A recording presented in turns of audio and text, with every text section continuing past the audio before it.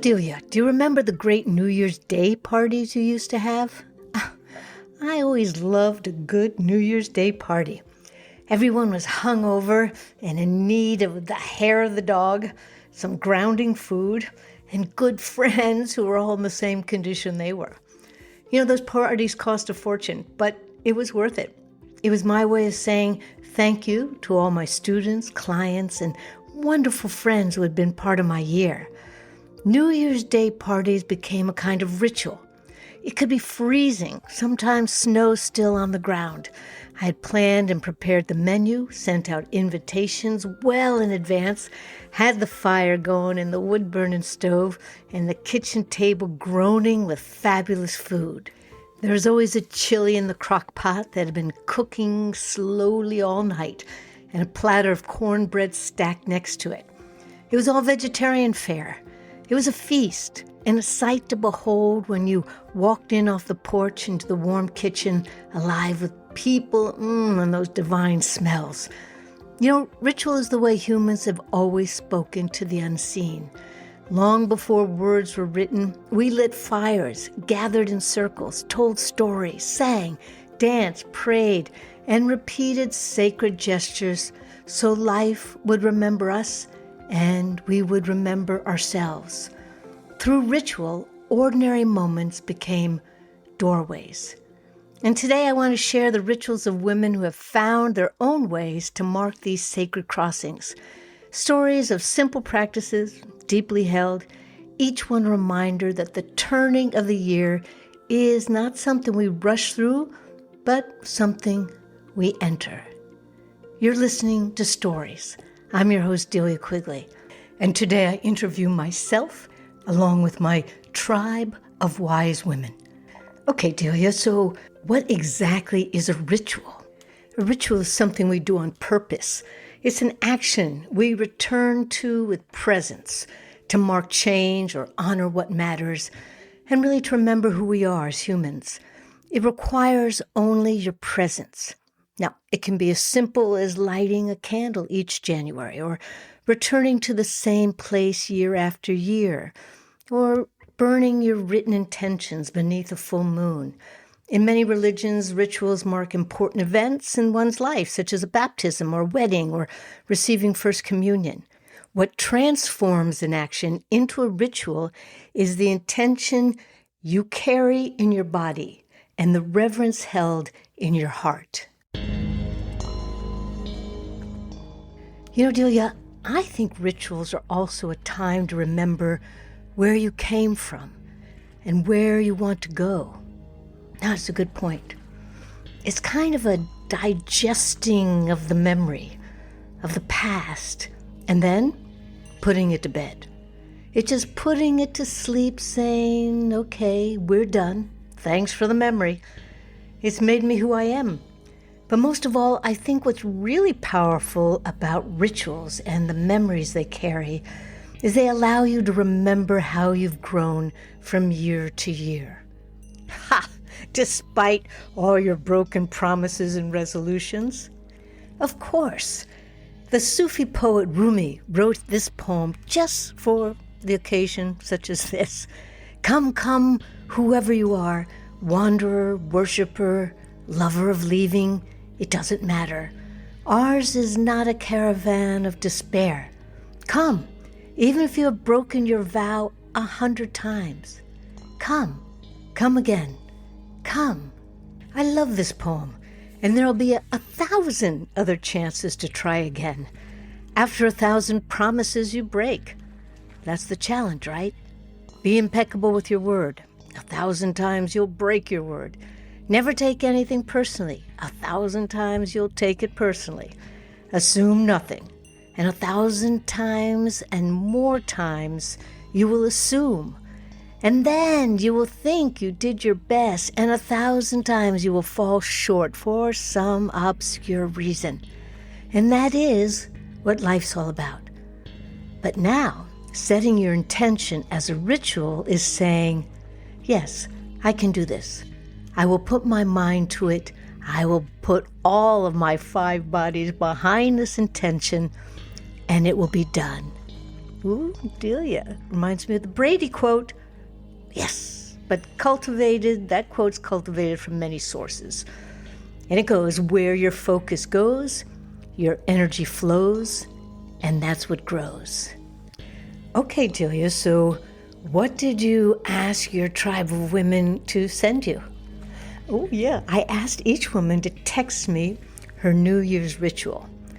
Something she does every year, and I have to say, not everybody did it, but I did get quite a few and was delighted to hear what they had to say. I'm going to begin with my friend Pat Fenda, who's shared her stories a few times on this podcast. Because she and I, every January 1st, we throw the I Ching. It gets us a sense of the energies we're going to expect for the coming year. So that's a ritual she and I do, and we've been doing that for many years. And then Pat has a big costume party. Usually happens the first Saturday in January, which usually turns out to be the Epiphany or Russian Christmas. She said she started it about 20 years ago because that date was in commemoration of her father, who was Russian. So her first costume party had the theme, because there's always a theme, was Russian, with a Russian flag and woolly hats and big boots, and it was a huge success. She told me that she never repeats the same theme, even though everyone loved coming in their pajamas one year, and they just wanted to do it again. Then, after she has this big party, she clears everything, clears the desk, and sets her goals for the year. Then she prepares her financial records for taxes. And she said, that's about it. Now, Delia, that's a pretty extravagant set of rituals. I know. And some women are like that. And some women are really just very basic. So next one would be Lois Burmester, who's just a fabulous Pilates teacher. And she wrote to me and said, in 2026, it's all about awareness. Being aware of what I bring into my life, into my house, my car, my closet, my mouth, my heart, my mind, my checkbook. I look around and see unnecessary overload. I look inside and see unnecessary overload. In an even year, it's time to even it out. So her ritual is to look within and to see what needs to be cleared out. But now, then, on the other hand, you have Deborah Fernandez, who has contributed several times to the podcast. And Deb says that my New Year's Day hope is to get my lazy ass to the theater to see Marty Supreme. So what you'll begin to notice is that for a lot of these women, and yourselves listening, setting an intention is a ritual for you. And Christine Krapin, her intention is that as she approaches her 79th year, her intention this year is to move her body, to laugh, to love, to eat nutritious food, and maybe to eat a wee bit of junk. Linda Wells wrote that, I always fall asleep before the ball drops, and then in the morning I get up and make Hoppin' John and cornbread for the New Year's dinner for luck.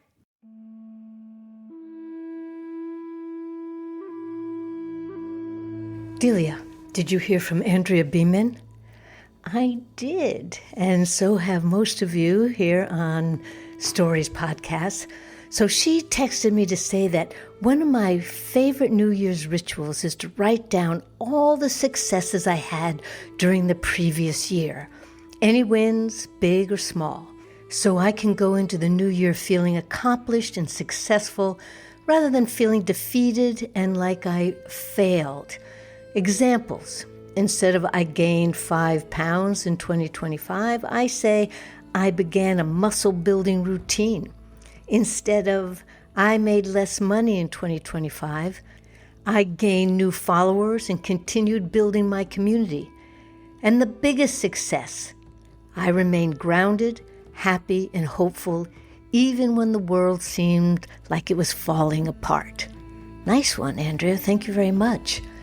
And also from Linda Helms.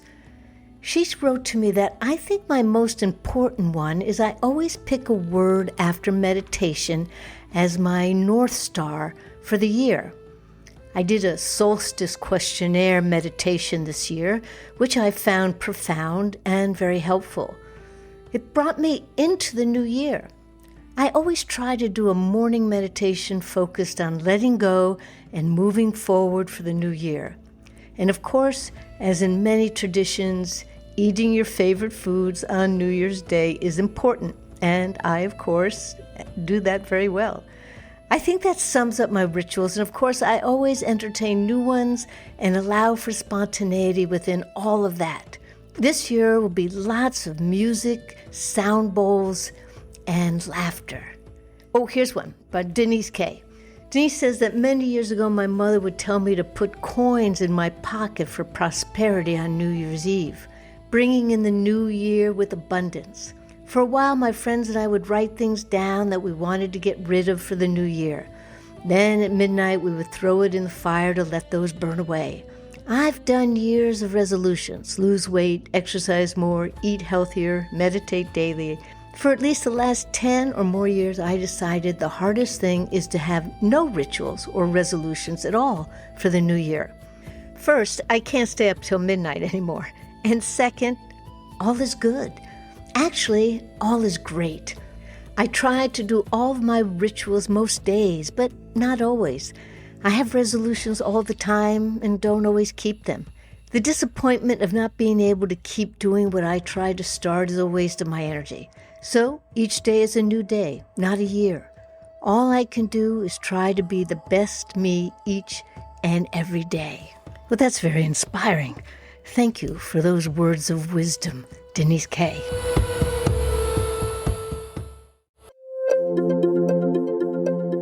So Delia, it's story time. What do you say we go back to the beginning of this episode when you were talking about that New Year's Day party you used to love having? Oh, yes, that's right. That's a good one because I used to have this neighbor. She lived across the street. And if I had a party or if I had people over to the house, she would always call the police just for whatever reason.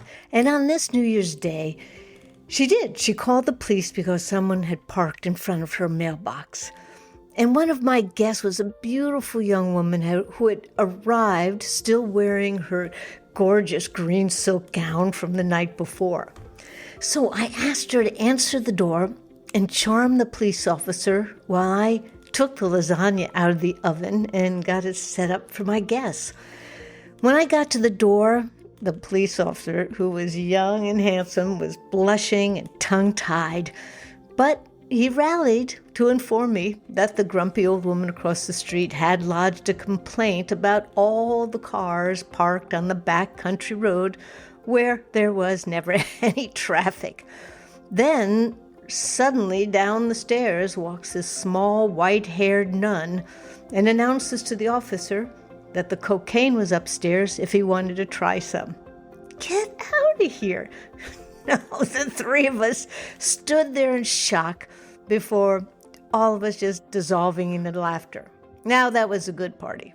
Wait a minute, Delia. Wasn't that the one your friend ended up at the hospital having experienced a deadly allergic reaction? Yep. Yeah, all my fault. She reminds me of it from time to time, and guilty as charged, I will once again sincerely apologize. And that brings me to our final two wise women. Let's hear from Cheryl Kennedy first.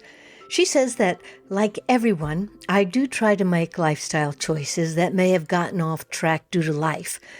But I avoid doing quick fix healthy challenges and just try to settle inward for a bit and do a self-analysis of my personal life in regards to my mind, body, and spirit. And specifically, what I can continue to work on and what I can implement to improve. Usually I like to have some fitness goal in the year that requires or motivates, inspires me. And 2026 will be to do an 18-mile hike in the Grand Canyon. Also, of course, after years of doing the body rejuvenation cleanse in January, I typically do a version of this. but again, trying to implement changes or habits that will be my lifestyle going forward and not just for a few weeks in January. To add to this, I begin the new year with a 72 water fast, which, as she wrote this, she is currently on. I look outside of myself, as well as my relationships, personal and other, to see how I can improve, how I can tend to these. Wow, Delia, that's a lot of intentions and rituals Cheryl has. No, wait. No, she's not done yet. She says that she also makes lists upon lists of to-dos for home, for work, for projects that are in progress and need to start. She loves to have an ongoing bucket list for travel. And she says, I write out special events, travel, celebrations in a calendar. The act of actually writing it all so is very cathartic to me. And I've been doing this since college days. Just helps me to visualize the year ahead. Lastly, I choose a word or phrase that will be my mantra for the year. And I write it frequently so I see it. I keep a lot of these things close to me, but find with certain goals or lifestyle changes, it helps to make myself accountable to others as well as myself. So I'll often invite friends or family to join me. Now that's a woman who takes her rituals and intentions seriously. And then one fine morning I received a text all the way from Ireland, from Mary Gillen. And she writes to me, New Year blessings to you, dear Delia. I spend Christmas with my youngest brother Stephen and his family in Waterford, Ireland. Traveled by train, which took 7 hours, and it was delightful. I met lots of very interesting characters, and the scenic views from the train were stunning. My middle brother John took ill Christmas Day and was admitted to hospital. His diagnosis is IPD. It's a lung disease, which is scary tissue on the lungs from COVID-19. I'm heartbroken for him. I feel my rituals for 2026 will be lung health through the practice of Tai Chi, yoga, and complementary therapies.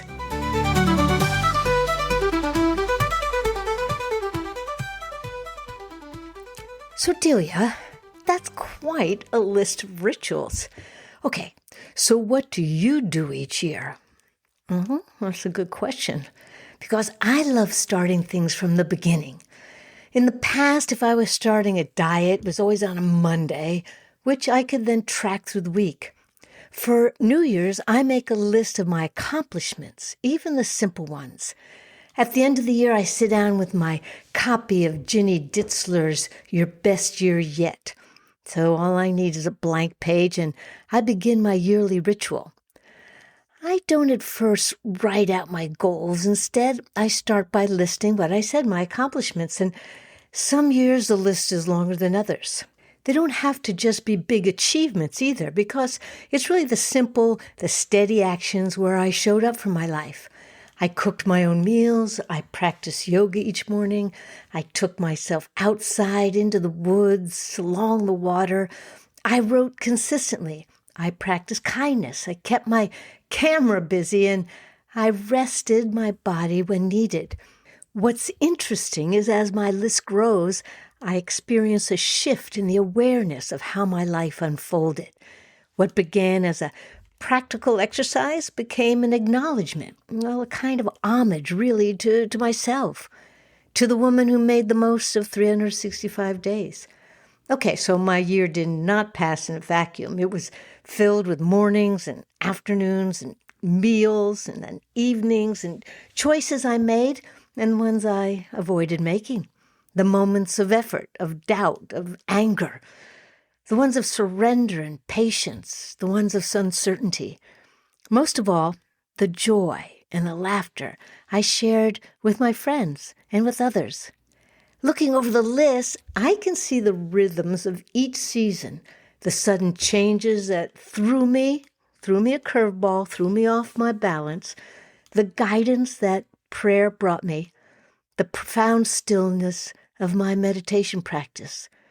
And in that seeing, the old weight of shoulda, woulda, coulda lost its grip. Once the list of accomplishments is complete, I write down what didn't happen. No judgment, but just a reminder that some things needed to be postponed and some things needed to be released altogether. And then some were just never meant for that time to manifest.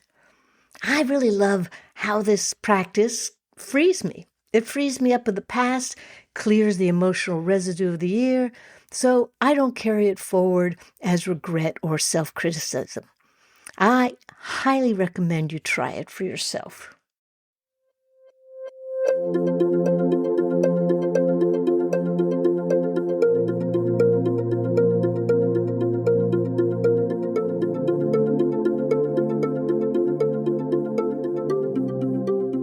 And then, Delia, do you set goals for the new year? Well, yes, because for someone like myself who tends to have a lot of things cooking, I need tangible goals to remind me to stay on track. I love to wander off-road and explore the unknown, and having specific goals brings me back on course, all of which means manifesting ideas may take longer, but they grow richer along my journey. All right, well, give me an example, Delia. Well, this podcast, for one thing, I've had it as a goal for a few years, planning and waiting just for the right moment. My first goal then was to write consistently. And in 2024, I began sending out the Sunday guidance about how our emotions run our lives. A year later, it felt the right time for the podcast. Then I discovered Substack and that it could house everything in one place. And so I made the big move. Okay, so Delia, what was your main intention for 2026? Well, it was to return to teaching online. Once I set that intention and I sent it out into the cosmic web, I received an email, like just a few days later, from a platform called Learn It Live. They asked me to teach a free class for their January symposium, and there it was, a platform in which to build my classroom. Okay, Delia, so tell your listeners what it's about. Okay, well, it's titled, Start the Year in Balance, Understanding Your 5 Bodies for Greater Clarity. But Delia, what do your 5 bodies have to do with ritual and setting intention? Well, it's a good question, because when we step into a new year, most of us set goals from the mental body alone. But true transformation comes from aligning all 5 bodies so your intentions become grounded, energized, intuitive, and meaningful. So, in this class, I will explain each body, and then we'll take a look at how imbalance shows up in daily life, in your bodies, and the simple practices you can use immediately to feel more centered and directed as you set intentions and create your goals. Wow, Delia, sounds perfect for anyone seeking a fresh start or even a deeper connection to their purpose. Exactly. And you know what? It's free. I'll post the link in this episode's description so you can see it. All right, Delia, any final thoughts for your listeners? Be careful. Be careful not to confuse rituals with habits.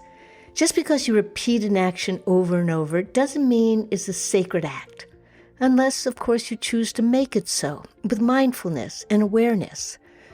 At the beginning of a new year, ritual offers you a threshold, a moment to honor what you've survived, what you've learned, and what you're ready to release. It invites you to step forward, not with force, but with mindful listening. It's a profound, sacred, and beautiful experience that brings all 5 bodies into alignment, if just for that moment. You've been listening to Stories. I'm your host, Delia Quigley, and you can find me and read more Sunday guidance, 5-body wisdom, and this podcast on deliaquigley.substack.com.